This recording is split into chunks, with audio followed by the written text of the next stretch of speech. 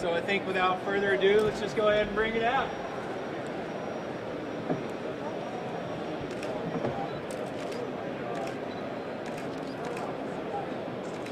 Wow.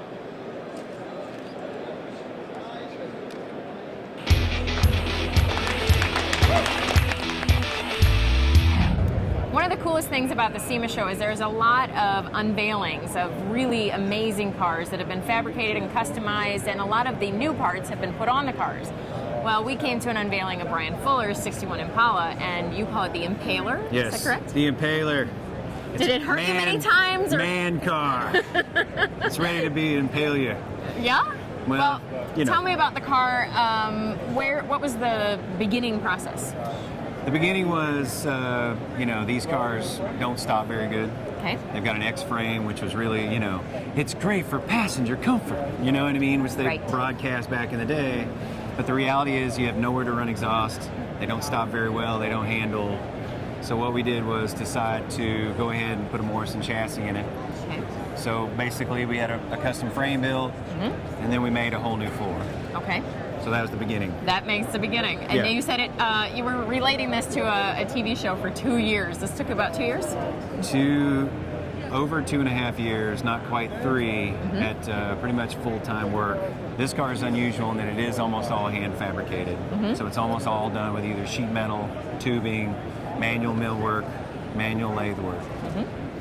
So tell me about the drivetrain. Tell me about the motor transmission. We started with a 572 crate, straight from GM. Transmission is a 4L80E that's also a GM crate, so nice and reliable. And then really the topper of the whole gig, which took a long time to come to, was the Kinsler cross ram injection. Right. And the cool thing about that, man, is the first one of those they did in 1971, and they've only made 3 a year.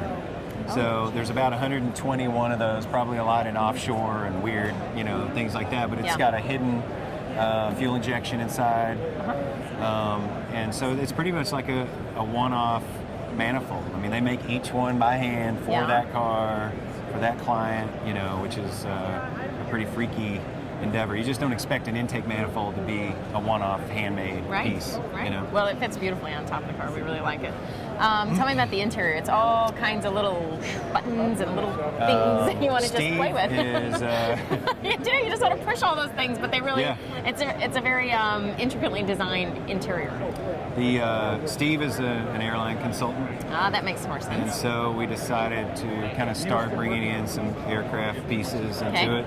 So the gauges were legit salvage aircraft pieces. We sent it to Redline Gauge Works, and they rescreened everything. So the 50 reads airspeed. It says airspeed, but the 50 reads 5,000 RPM or 50 miles an hour. You know what I mean? They all work. So all the guts have been revamped. Well, Bryan, I know you mostly as a fabricator, so I imagine that all these panels on the car have been touched in multiple ways. Can you give us an idea, if someone's not familiar with the Impala, what have you changed? Pretty much, most of the skin of the car is stock. Okay. Stockish. We got rid of 70 holes. We had to remake the right quarter, which the lip is tough because it's a tapering in both direction piece, and it's 7 feet long. Right. So that's a tough one. You had fun sanding that, right? Luckily, I didn't sand it. Oh, good. I moved past the sanding phase. Good. And then we just added another level of difficulty, which we did this kind of metal spray technique of actually spraying aluminum onto the panels. Well, in order to do that, you've got to sandblast them really, really heavy, and you've got to use a torch with spraying metal at a high temp.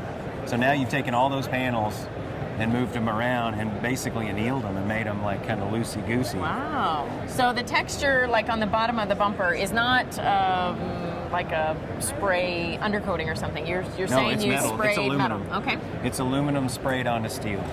So you get the look, you can brush it. Right. So you've got the brushed aluminum look. At the bottom, we kind of did half and half. We only brushed half of it. Right. Which is a twofold. One, to just give it a little different texture, and two, so I don't have to sand the whole damn thing. You know what I mean? It's obvious. So we did that through a lot of the car, and we think it makes it cool. We wanted to give that kind of like 60s factory aluminum look, but have still be able to just buy it and not have to stamp your own bumper or something crazy like that. Okay. We did we used SEM Hot Rod Black as the urethane base coat for the black. We came back with just a normal, base coat basically to go over for the top, titanium. And so it's really not, it's a pretty simple combination. It's just a matter of putting it on really fine and keeping the texture tight. That's what I was concerned about, because it's not something all shiny that you would be buffing and then No, you have to have your texture correct That's the first the point. time. Yeah. Good. Well, we admire it a lot. You did a great job, Thank and you. I appreciate your fabrication. Thank you. Very much. Appreciate it. Thank you.